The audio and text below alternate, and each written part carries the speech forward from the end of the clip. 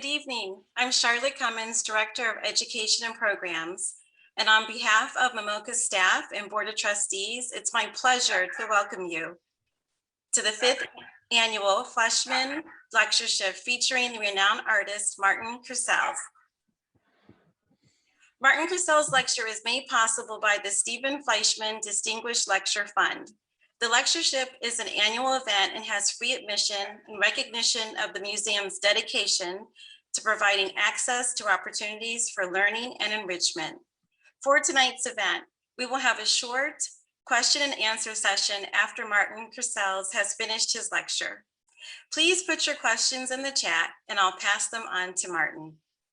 This lecture honors Stephen Fleischman, and we are delighted that he is here tonight and will introduce our guest lecturer. Thank you, Charlotte. You're welcome. On December 6, 1997, Martin Kersels opened his first solo museum exhibition at the Madison Art Center, later to become MMoCA. Commotion, Martin Kersels, was thoughtfully curated by Toby Camps, who was a staff member at that time. Its accompanying catalog included an essay by Jerry Saltz. As the exhibition title suggests, the main galleries were full of sound and movement. Works moved, enticed viewers to climb ladders to get a better look, or sometimes asked them to scream to raise the temperature of a beaker of water.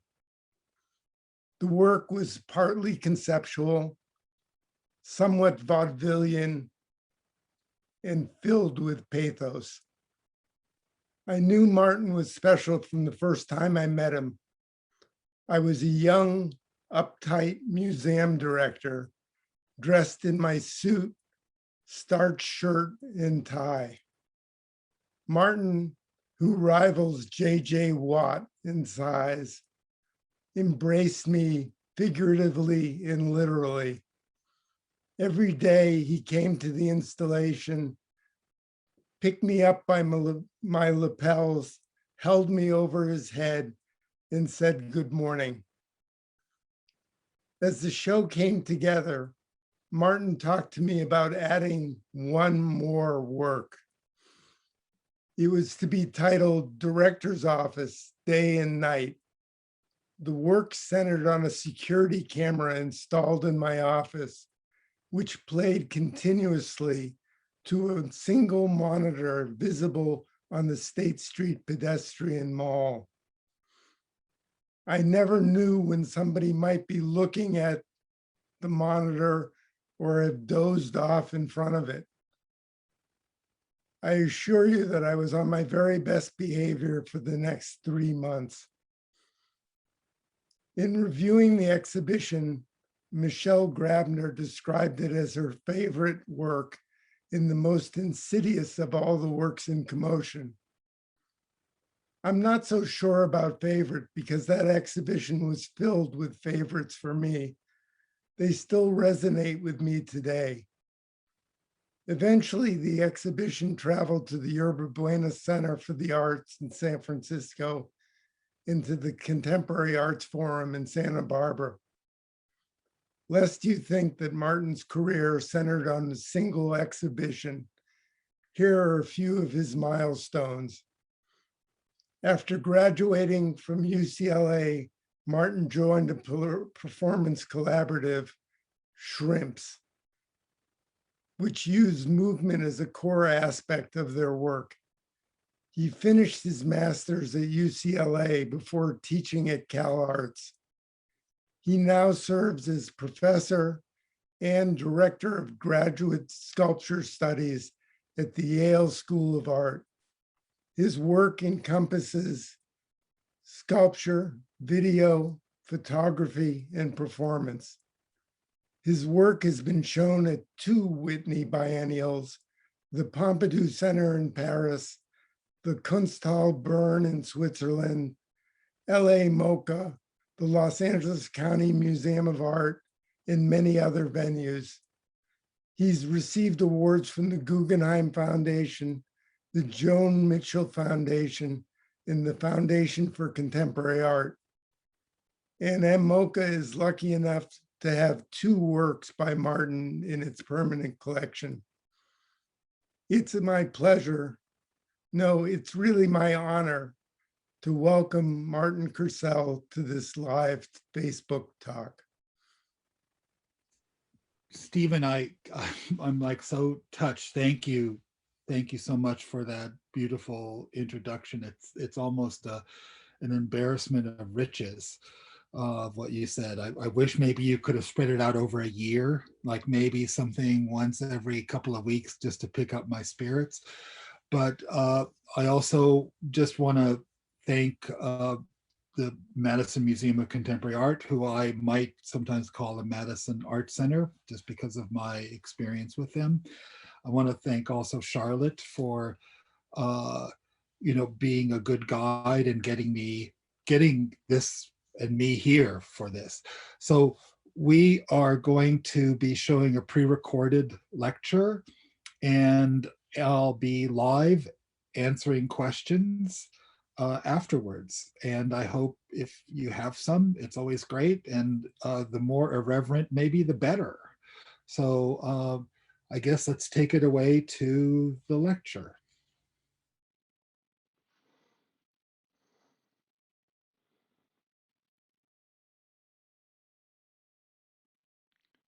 Good evening, Madison. Welcome to a lecture series named in the honor of Stephen Fleischman. Tonight, Madison Museum of Contemporary Art is presenting the work of me, artist Martin Kersels. I think it's best to begin in the beginning.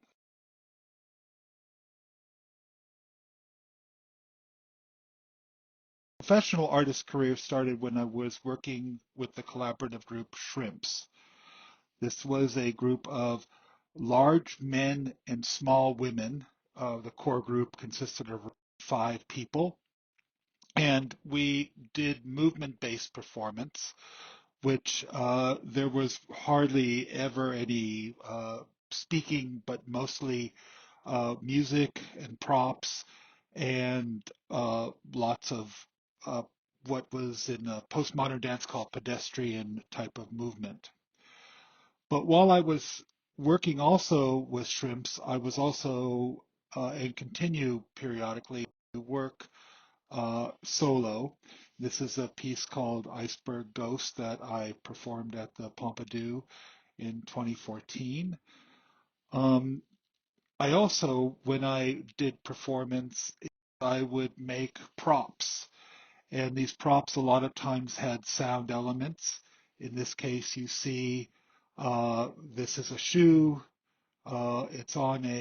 It's built on a platform, so the person who wears it is at least 2 or 3 inches taller.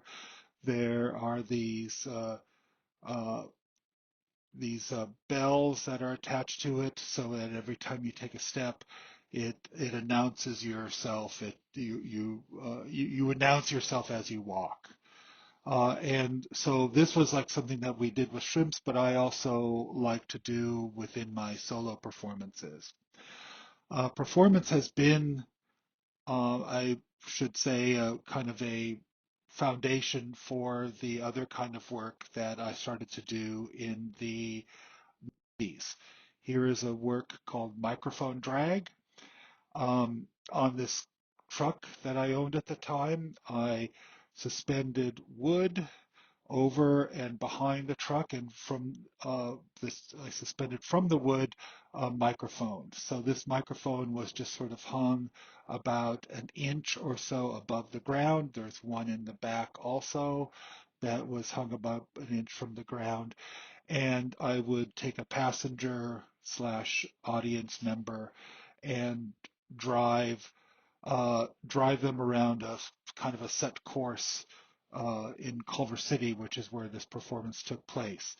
And as I drove, the microphone would swing, the microphone would bounce and hit the ground, and the microphone would basically the left channel was one microphone and the right channel, I mean, the second microphone was the right channel, so the person wearing the headphones would hear uh, what was all going on outside. So the idea was that in Southern California, that the car is like this cocoon where one is um, insulated from the outside. And so this idea was that I was sort of almost trying to virtually hang the person outside the car and see the dynamics and the motion of moving at 50 miles an hour, making a turn, stopping short, scraping something along the ground.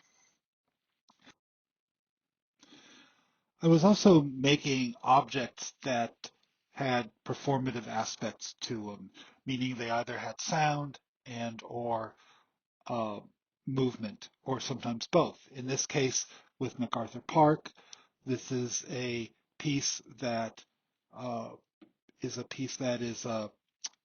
mounted on a table. There's a speaker that is sort of the center point of it. There's a motor with a flywheel. There's a figure, which is a self-portrait, laying down kind of as a landscape in yellows and greens. And on top of the stomach of it is a amplifier with CD player. As the flywheel turns, these appendages, which are wire mounted, drop down and droop down to the table as if they're collapsing. And then as the flywheel continues, they rise up again and the piece becomes, or the landscape becomes whole again. I sang 3 songs karaoke via karaoke, which one was was MacArthur Park, which is a song about a cake being put out in the rain, and as the rain comes down, it melts the icing, and the cake dissolves, and you can't bake it again, and it sort of can't find what the singer finds as the most important aspect of his life, whether it be love or some sort of sense of wholeness. The second song is I Will Survive, which is a disco era hit about changing the locks on your door, kicking the bad person out of your life, basically finding your power again through your own means.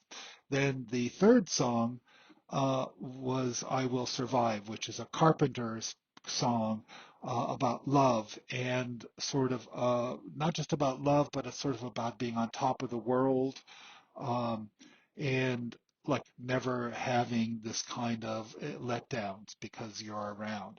So I melded these 3 songs in order to create a situation of like loss and coming back together and like and maybe like being on top of the world, but then losing again.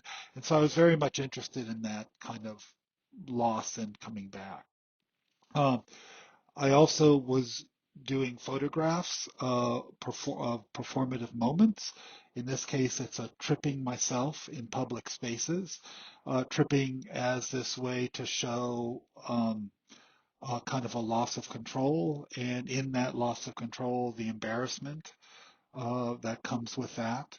Doing it in public places so that people can see you. In this case, you can't really tell in this photograph, but there's a woman who is walking, sees me trip, and then just is sort of kind of amazed. And she was actually very nice and helpful and asked to help me. And you don't see that in it was photographed, but you don't see that in the finished work. This brings me to Commotion, which was the show that Toby Camps curated of my work at the Madison Art Center, which is now, of course, known as the Madison Museum of Contemporary Art.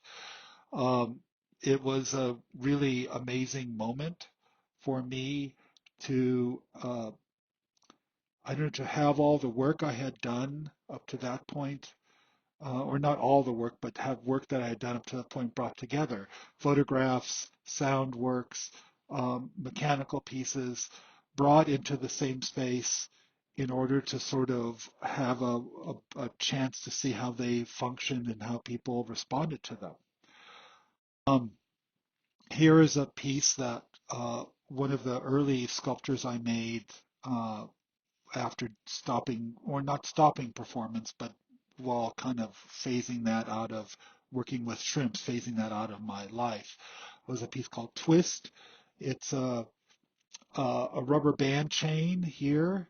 That's, you could see the rubber bands kind of wild, kind of stringy, like muscle and tendon, about 10 feet long. So the whole piece is about 12 feet from floor to the top of the wall, and it's a piece that's about it's a piece that's in motion or in tension. As the motor turns, the rubber band chain winds itself tighter and tighter. The leg acts as a stop for it, so that the rubber band chain can still just get tenser and tenser until there comes a point that there's so much energy in that rubber band chain that the leg just starts wildly kicking against the wall. As you could see, you could see the kind of the darkness of where the wall has been kicked at, and actually at some places it kicks through the wall with time. The timer is not something that is on all the time. It has a 5-minute cycle, 2 minutes on, uh, going clockwise, and then about a minute of stillness as it sort of sits in tension, and then 2 minutes of unwinding and then re-tensioning. So this kind of like tension to stasis to, as it unwinds, it relaxes and kind of comes down, and the rubber band chains are able to be seen as these kind of threads, or again like sinews of muscles, which was sort of the inspiration of this work. Um, there's a piece called Flame Speaker. This is again a kind of an early work. Here is a viewer looking at the album cover for the Eagles Hotel California. Uh, the piece consists of you can't really see it, a turntable and amplifier, and out of that amplifier comes two wires that go into behind this thing, a step-up transformer, and that transforms a high voltage to two nickel chromium wires here that are engulfed in flame, and the flame is seeded with potassium nitrate. I don't really understand all the chemistry. I read about this, but the idea is that the seeding of the flame causes it to have kind of more stiffness, or maybe causes it to be able to be manipulated by electricity. So the nichrome wires carry the electrical sound to the flame, and the flame vibrates so that you can actually hear the music playing through the flame. And so when I first made this, the kind of the question was what to play, right, or what to record. I tried many different things, and I settled on the song Hotel California, which is sort of about the devil, and it was by a band, the Eagles, which was very much a present band when I was growing up. It was sort of an arena rock band, and I remember going to several concerts and lighting uh, cigarette lighters at certain songs and holding them up in the air. So for me, it has both the personal, it has the cultural aspect of the Eagles, and the song itself it has the sort of mechanics, in this case the plasma physics. It has all these things that I'm interested in, kind of put together into one work. At the show, this is a special series of triptychs. They're 40 by 60 each, following photos 7, 8, and 9. They're special because they were shot in Madison during the winter, I believe, of January of 97. So that's about 11 months before the show. I came out to do a site visit, and Toby and I went out to various snowy places in Madison. In this case, I think this is the shores of Lake Mendota. Um, uh, I was born and raised in Southern California, though I had seen snow. I hadn't sort of been into a place that was sort of like all snow. Like we did trips to the snow. We went up to the mountains and looked at the snow, but I had never actually been in all that time in a place that was just sort of all snow. And here was this place that had this sort of different alien terrain. And instead of doing like the tripping photos in this kind of a urban setting, on concrete or other falling photos, which I had done um, on like kind of just the ground, the hard packed ground. Here I took the opportunity to use the snow as this other kind of landscape to work with, and not just and just sort of jump back into it in this sort of like both I think this sense of freedom, but also in this sense of like looking at how gravity works upon, or how gravity works upon such a big object such as myself, and how these photos are done. Or many photos have to be taken in order to get the two or three or or one. In this case, as you see, there's all these. We went down the lake and just did maybe 20 to 30 like leaps back into the snow. Uh, these are the falling photos I spoke about, uh, falling and just leaning back into the hard pack of the earth in this kind of trust fall. I started working with other people. In this case, the beginning was sort of like the idea that I could be a ride for people, in this case, tossing friends, and which involved both um, kind of power and trust, right? That they had to trust that they knew what I was, that they trusted that they knew what I was doing, right? That I knew what I was doing. In this case, I did it with 6 people. In this case, I'm just showing one of the photographs of the tossing friend Melinda, who was a long-term friend of mine from middle school, and and she uh, was about 105 pounds, so she was fairly easy to toss. Other people were more difficult because they were in the 170, 180. But overall, I was very interested in that dynamic of not grappling or getting people closer, but actually kind of throwing them away. Uh, and again, it's sort of that dynamic about closeness and falling apart, and that happens with friendships over time. This is a piece called Circle Amplification Orange, and the orange is for the half stack that is here, an amplifier and a half stack speaker rigged with this kind of large paper sail-like situation. Behind this paper is an armature that turns around like a clockwork. And on the end of the armature is a magnet, a very strong magnet. And the magnet, um, there's a dollop of iron put on the paper. So as the magnet goes across the paper, it drags the iron powder, inscribing the paper, making a drawing, but it is also eventually kind of working its way through the paper. So it's both, because it goes over and over and over and runs constantly.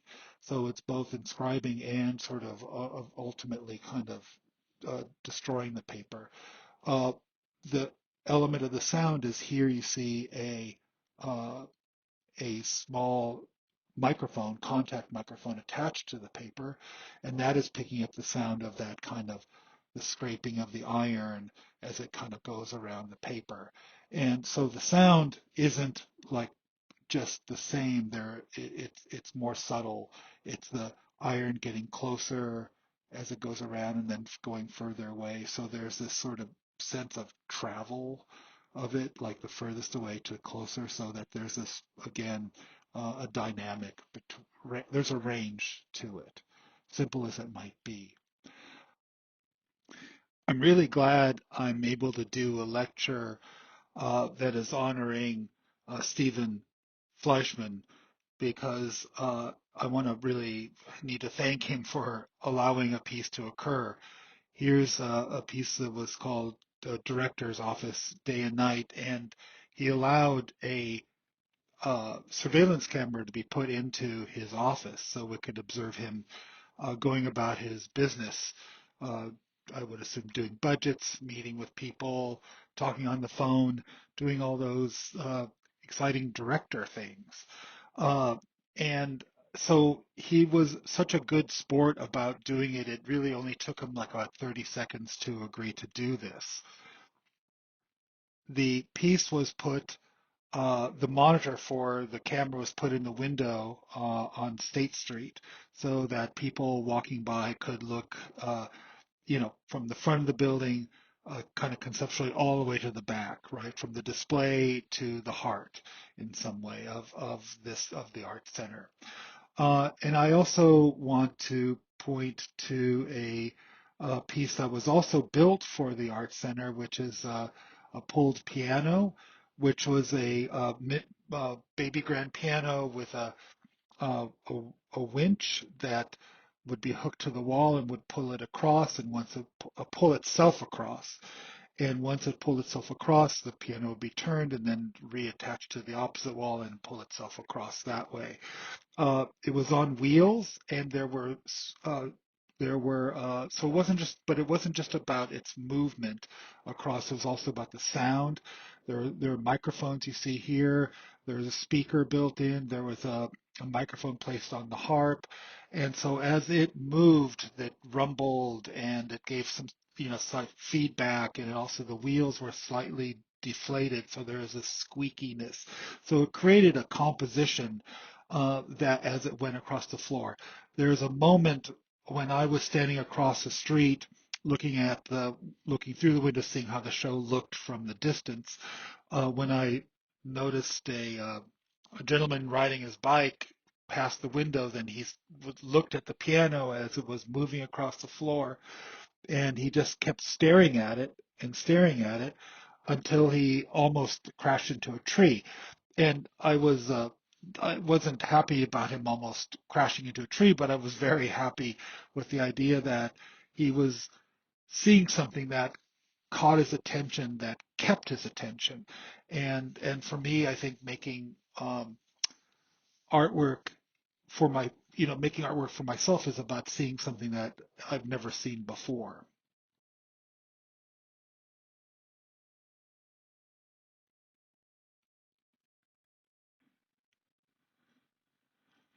And in the meantime, since that time, I've continued making sculptures that have traditional kind of forms of what sculpture is, something that's in 3 dimensions, you can walk around, has qualities of surface, of tactility, of taking up space.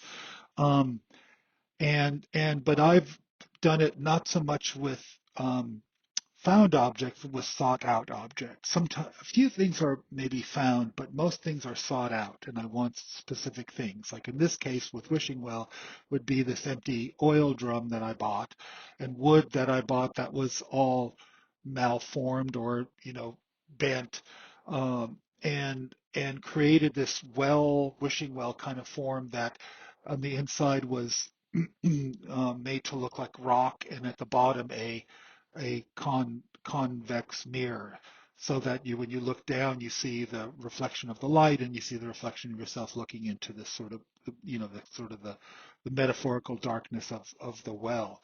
And so I've continued, making works. This is a piece called Headache. It's about 10 feet tall. It's like a drum pedal. If you stepped on this part, it would move this part. The drum pedal in a sinking ship. Uh, this is Orpheus, which is a, a, a an, an adjusted guitar amplifier to be a lyre. with a microphone that is attached, again, a contact microphone attached to it. So as it plucks, you play feedback, right? You're playing the feedback of the notes. And people say, well, these aren't tunable instruments, but I'm not making instruments so much as I'm making sculpture that can make sound. So how you play a musical instrument, there are a set of rules, but how do you play a sculpture? Um, this is a installation shot of a piece called or a works called Charms in a Throne Room. While I was also making things for the floor, I was interested in things that hung from the ceiling as this space between the ground and the ceiling, that intermediate space that really is sort of the space that we occupy as people. And I'm interested in that betweenness. And so the work I created, I started creating in 2006 suspended works, and I've continued creating them. This is one from 2006. It's called Charm Death Star, and it's a wire formed a la wire work or hobo art uh, lamp slash Death Star that both is like illuminates but also casts a shadow, much like again a spider web. And I want to say that this is in the collection of the Madison Museum, and I'm really proud to have it here because I think it's a great piece, or a piece that I love very much, and I'm glad that they have it here. Um, Other charms that I've done, uh, they're all usually have lighting elements. This is the USS Enterprise, a cutaway section of that ship with more wire. Again, it's about the object itself, but it's also about, in this case, it's about the shadow that it casts. So this smaller object casting this greater shadow on the wall. A skeleton hand, made from a chair back, um, using a party clown, which is a kind of a mascot clown outfit, uh, that the head turns like a disco ball, and on one side of it, it is mirrored. So it is at points a disco ball with a light, a pin spot shining on it. And it again hangs from the ceiling, uh, both absorbing light and reflecting it. And an edition of Jansen's History of Modern Art, um, taken, formed, reformed, and bent and modified, and then suspended as a light. I also was concurrently working um, on large sculptures, periodically, I should say, when I had the opportunity or I was asked to do something. Uh, this was for the now I totally am forgotten, MMoCA. This is a commission piece for MMoCA, Sleeper's Dream, which was inspired by Henry David Sleeper's uh, mansion out in Beauport, named Beauport, out in Massachusetts, and his love of building kind of odd structure, but also his love of mixing high and low culture. And so I was interested in kind of playing with that, but also playing with the history of of places that are tried to be, how should I say, conserved, so that they don't fall away or rot or something like that. Um,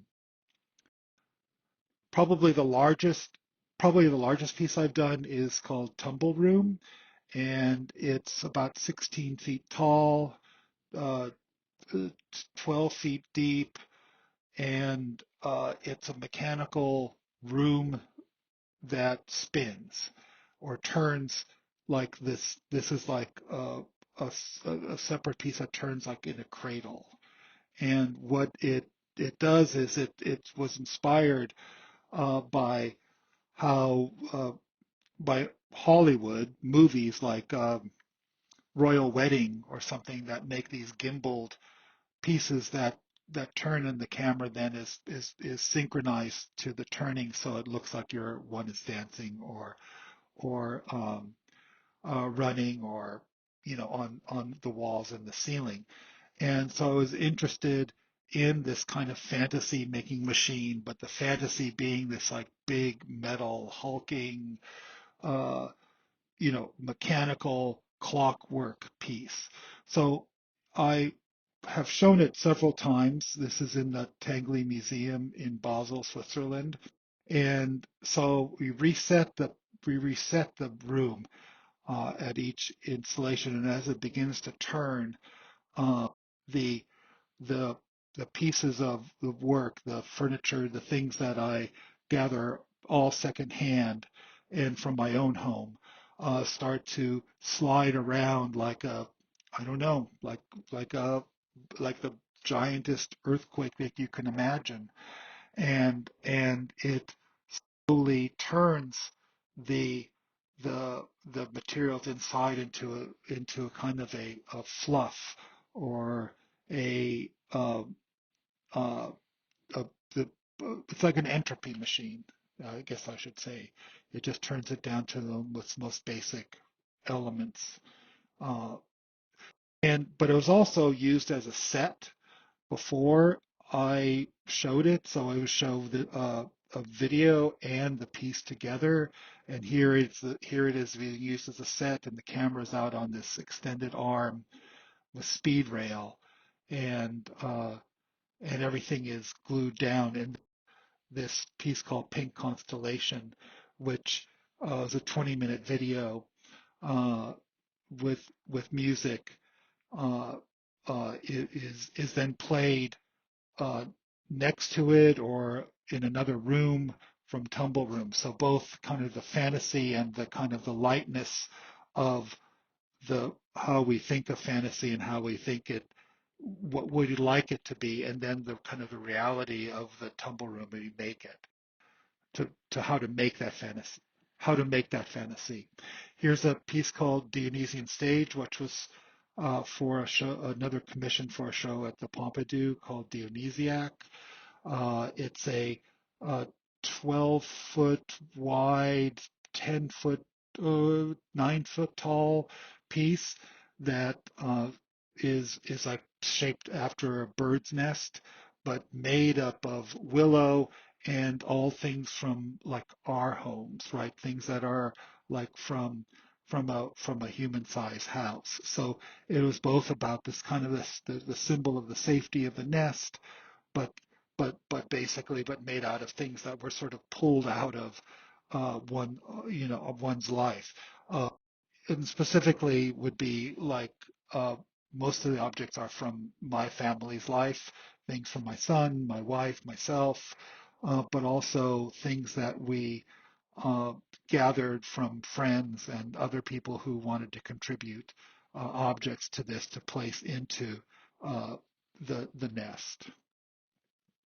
And then here is a video of it and how it turns.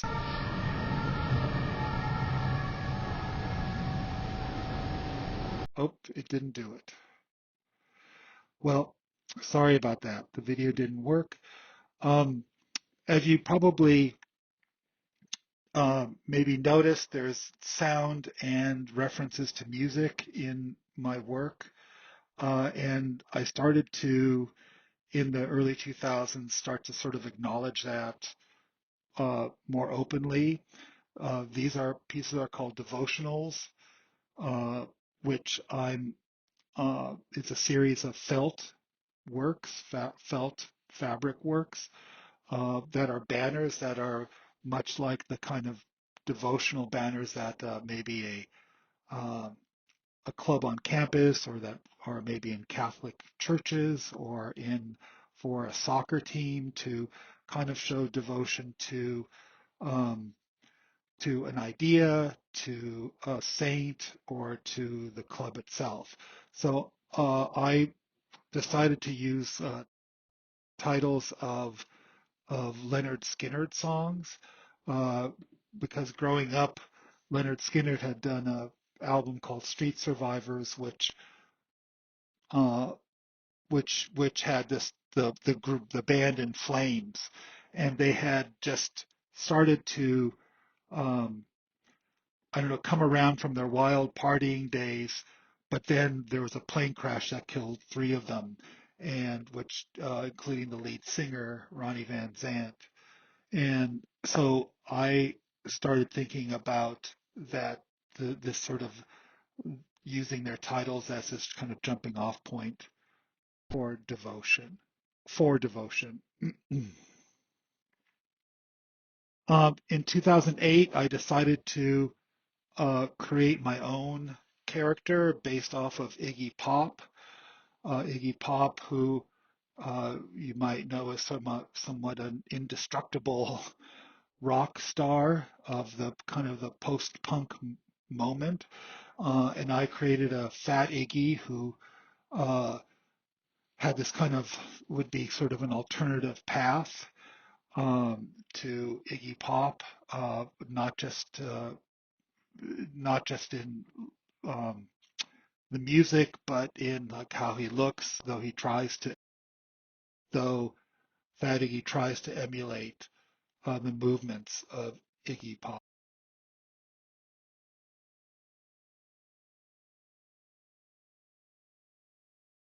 This was a series of 7 photos. But then I decided I wanted to have a discography for Fat Iggy. So I started to create, um, these are like, I think they're like 24 by 18, um, kind of mock-ups, which would be like maybe what his albums would look like the titles and the albums, Poltergeist, uh, and then eventually maybe not just the titles and what the cover looked like, but maybe some of the songs that would be on the album, and sort of try to maybe point out to kind of the styles and music that he was interested in, like that he made uh, a German kind of uh, dance mix album, right? That sort of had maybe echoes of or precursor to EDM or something like that. Uh, because I showed them in Paris, um, I also had made albums that would be converted to French. I did several of those. This one's Dad's Boozy Kisses, and then had the titles uh, converted to translated to French. And these were shown kind of salon style on a red wall, uh, as as kind of a discography of the life of Iggy Pop. I dropped Iggy Pop. I mean Iggy Pop, Fat Iggy. I dropped Fat Iggy, um, and started just direct dealing with the images of albums and music specifically. So using albums and using very, very thin veneers of wood, uh, have the choose albums where the stars were looking out at us, but um, peeking through like masks, right? That these masked figures are staring out back at us as we stare to them. Because I have this thought about albums themselves. They're 12, well, they're actually probably 12 and almost a quarter inch. The vinyl's 12-inch, but the sleeves are a little larger, that you can hold in your hand, and they kind of mimic, like they can mimic your face, right? They're sort of the size of something there. And many times for me, when I was growing up, I felt like they were the first art that I encountered. And so I was sort of interested in how I would look at it, and then they would look at you. And so I wanted to sort of um, isolate that moment by covering up their faces. That was the Bay City Rollers. This is Elvis Presley, Michael Jackson, Then I started doing larger groups of, like, say, 12 albums and calling it a record collection.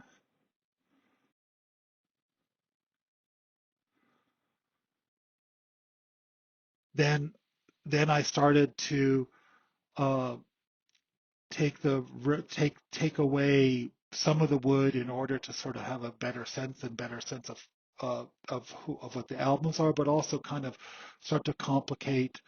I thought the wood was unifying the surface maybe a little too much. And so removing it kind of created this cacophony of images that come out at you. And at the same time, uh, this still is the basis of the isolation of the eyes. I also wanted to make them maybe a bit more three-dimensional. So I started creating maybe a thicker ground for them, encasing them or stacking them. As you see here, there's there are these kind of stilts that are bringing things out. So I was able to start to bring them out at least 5 or 6 inches, so that they entered more into a sculptural space. I also used parts of furniture, in this case a small chair, to start to cut those apart and start to remeld and make these kind of situations. This is for the album Phaedra, the soundtrack based on the Greek myth. Um, this is using a chair and having cut it, sliced it, and expanded it so that the chair is actually like kind of exploded, and then using an album kind of as, again, this is the Beatles' Revolver. Uh, and then I would sometimes also use another album kind of on the inside, so that they started to have, you needed to peek around them a little bit to see like their structure, what was on the other side, seeing the interior of how things are made, all how chairs joinery is made and things like that. It started to interest in like into infrastructures, so to speak. Um, this led me to doing like last in 2019 a show at Mitchell Innes and Nash of works where I again started using album covers, but really starting to bring them out of the wall. But then also con- contextualizing them with a performance.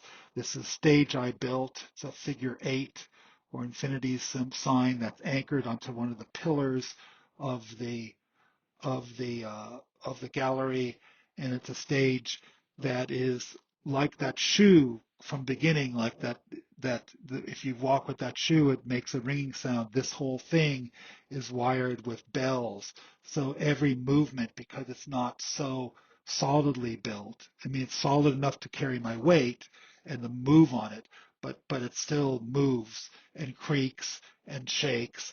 And so I performed on this as sort of, as I guess maybe as a callback to Fat Iggy, but using a turntable to kind of mix and and and use a turntable as a sort of mixing element of music and sound, and wearing a speaker on my back and having a live mic.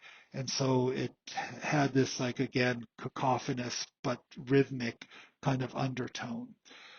The the works for this, I really tried to really bring out from the wall. So they would have backing boards with something that I would mount the album covers on. In this case, this is like a trunk top, and then start to mix the albums, not necessarily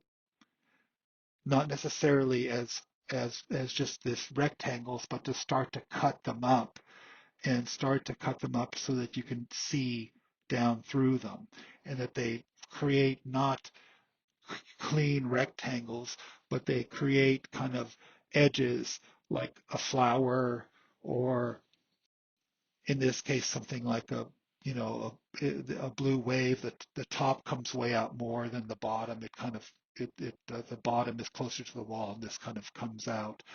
And so this idea of looking through, the cultural influence of music isn't necessarily like this or many things isn't just like um, uh, that you have this one thing and it sits isolated from the rest of culture. It has great, it has come from influence. It has come from the artist's life and their influence, but also, say with music especially, there's other histories that are brought into it by the record company, by the songwriter, by the listener themselves. And so I start to look into holes and things that are cut down into other layers and other moments. This is a self-portrait. It's a Burl Ives record. Uh, at that time I had a little beard. I thought I was kind of like Burl Ives. The eyes are cut out, and behind it is a kind of a carousel of different kind of eyes that show through his face. And here is like this kind of clock pendulum through time. So it's sort of is this. It's a little bit of a return um, to some of the other kind of mechanical works that I've been doing and been interested in. Um, Over the time of the pandemic, I didn't go to the studio much, to be honest, and I started working with lobby cards, which are 14 by 11. Lobby cards were used by movie theaters to put in their windows and or literally their lobbies to show what movies were playing or maybe showing what was coming up. They always came in a series of 8. And so they would show any number of scenes within the movie. So I started drawing on top of them as this way of kind of thinking about my own life and my own interest in collecting lobby cards when I was just an adolescent, and the excitement and then kind of the things that have come later on top of them, so to speak, as my life has gone on. This is called Walk on the Wild Side, The Naked Runner, The Looking Glass War, Outpost in Morocco. And so I mostly use colored pencil, but I've also started to use gouache and inks on them to uh, I want to create transparency, I want to create opaqueness, I want to create pattern. And it was a great way to keep my sanity during kind of being shut in. I've always enjoyed like spending the evenings working on these drawings. Now, for just this next moment, I want to say that switching gears right now in what I'm doing. I'm working on this is something from 2006. I call it a throne.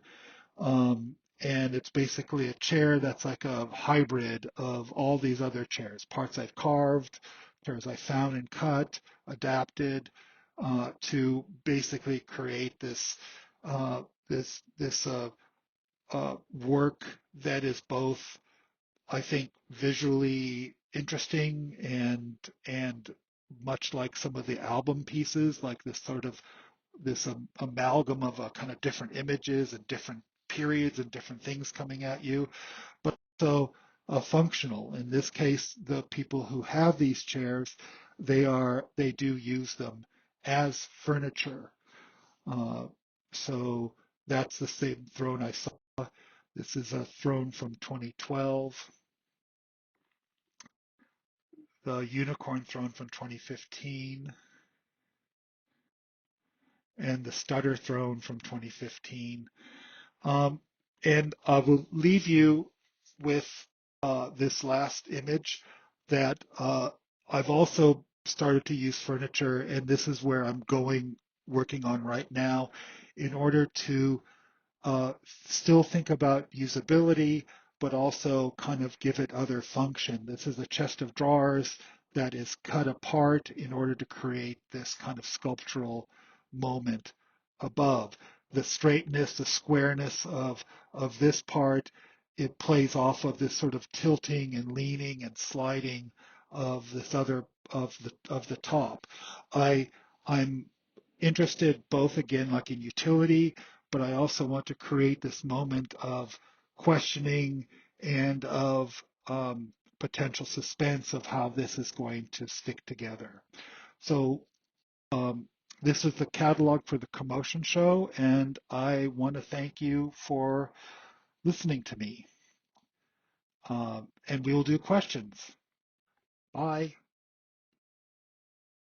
Martin, I have so many questions for you. That was wonderful. Thank you. So now let's move into the question and answer session. And the first question is, how did you get started with mechanics and moving objects? Can you hear me? Is everything good? You can hear me? I can hear you. Great. So thanks for sitting through that. I hope it was elucidating. I would say that I got started when I was young by taking apart clocks. This is when I was maybe 4 or 5, but not being able to put them back together.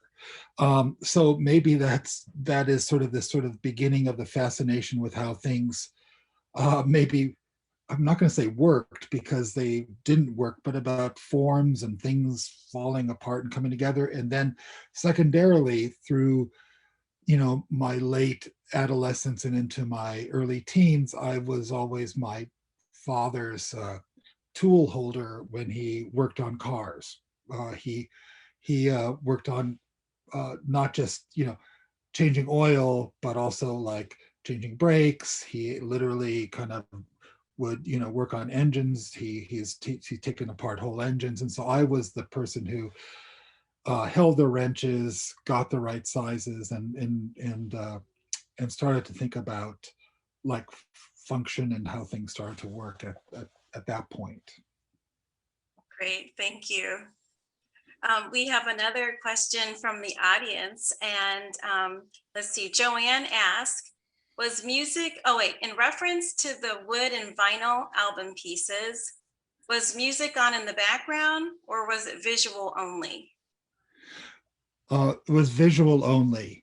I have done pieces where I use music, either music I've created using GarageBand, but those are mostly sculptural pieces. And I've also done a number of pieces where I've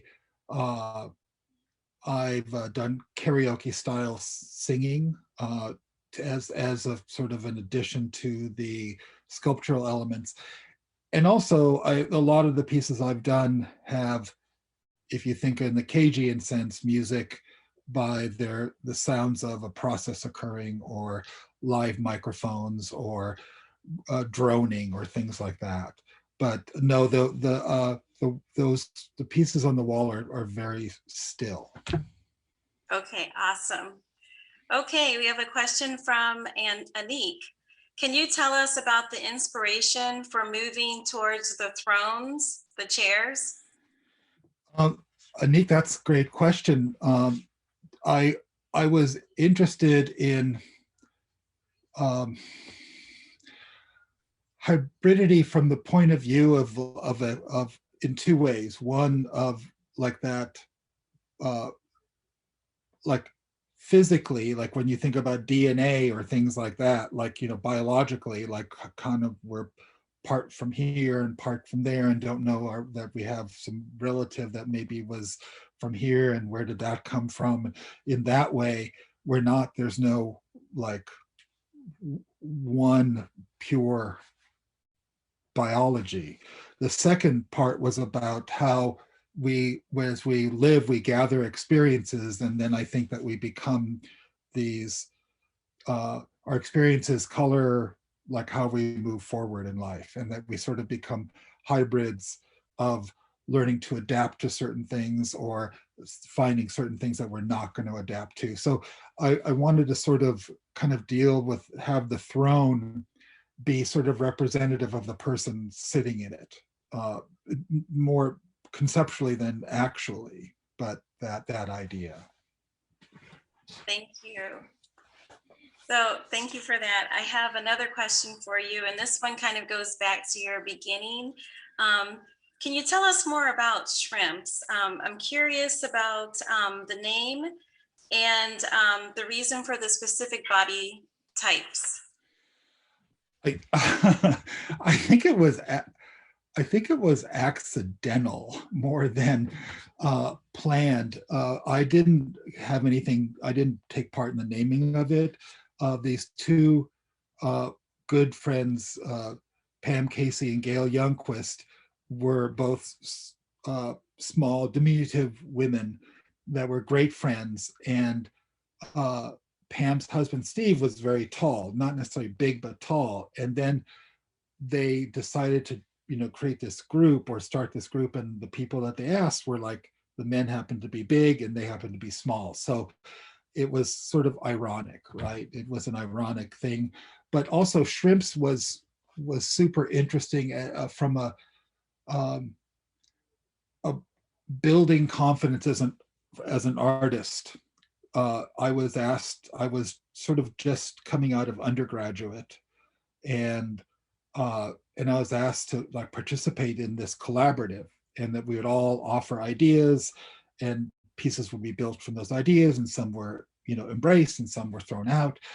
And to a young artist who was unsure of what his voice was, where his voice was, working with shrimps allowed a building of confidence as things, as the group built pieces that worked, and you realize like, oh, I do understand something, and I understand that this of how this works with a viewer, or I understand like my ability to understand space and movement through the practice of doing it, and doing it in this kind of in the safety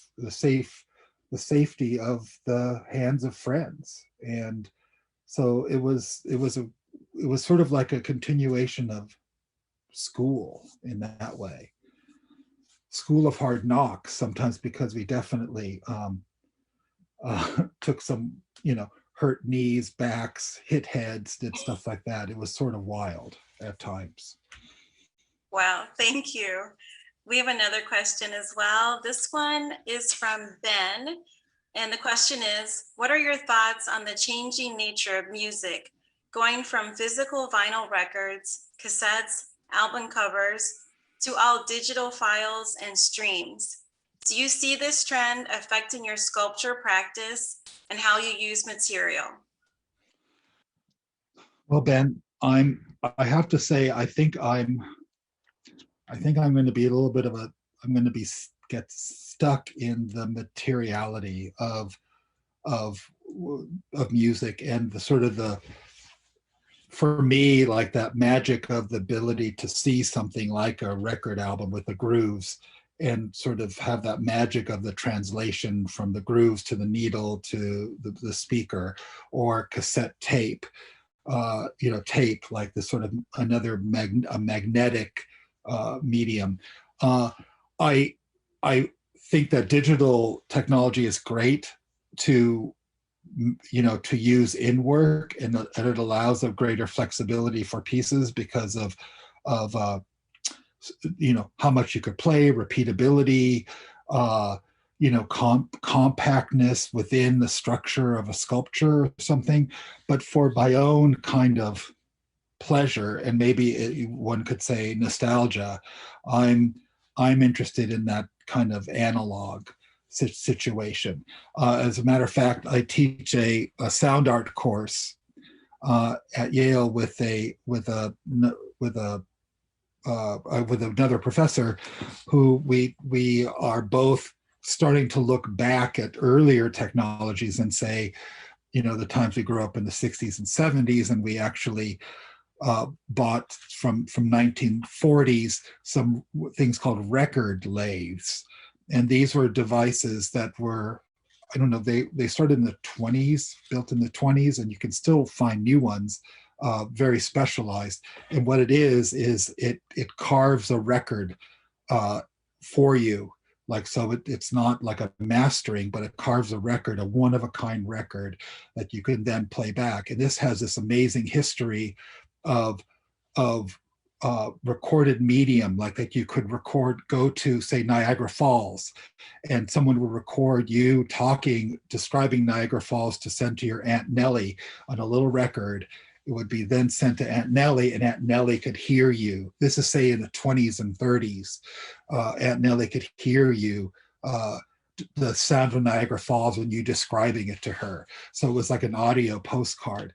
And I'm sort of interested in that kind of exchange, right? I'm not going to say the digital leaves me cold. It's just not, it's not the technology that seeped into my soul. Okay, thank you, Martin.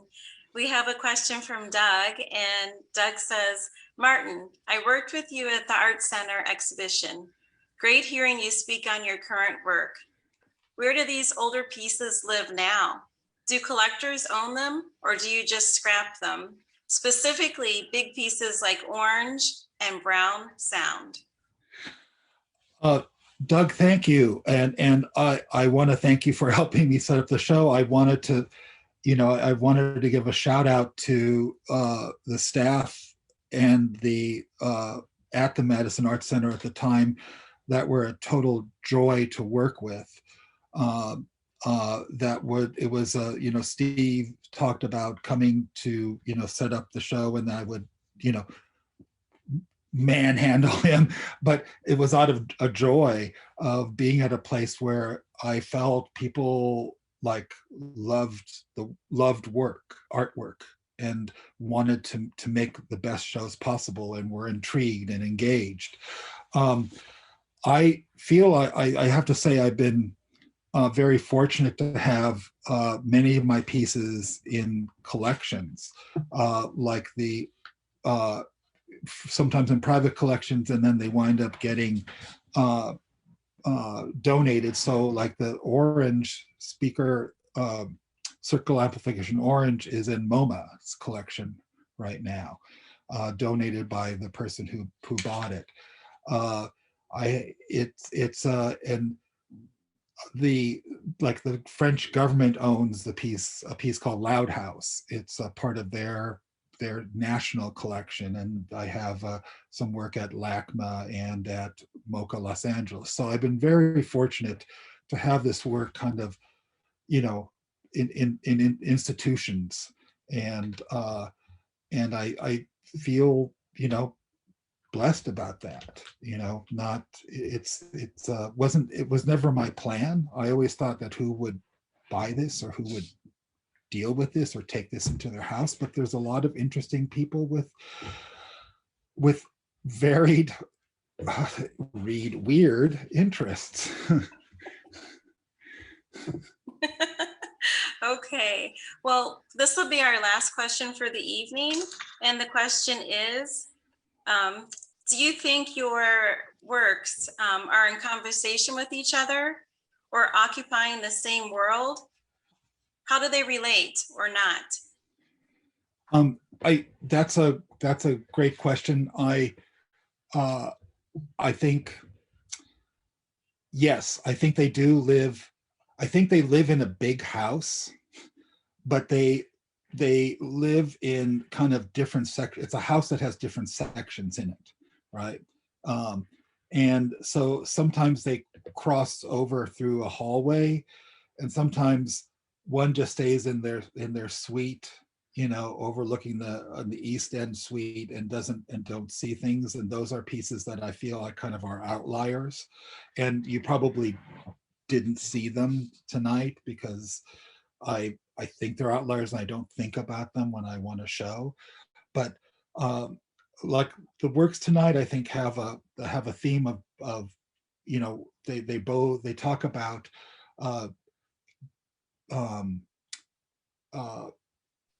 they deal with a lot of times humor or pathos, and they kind of relate to my body in many ways, and or bodies and their kind of failures, strengths and failures.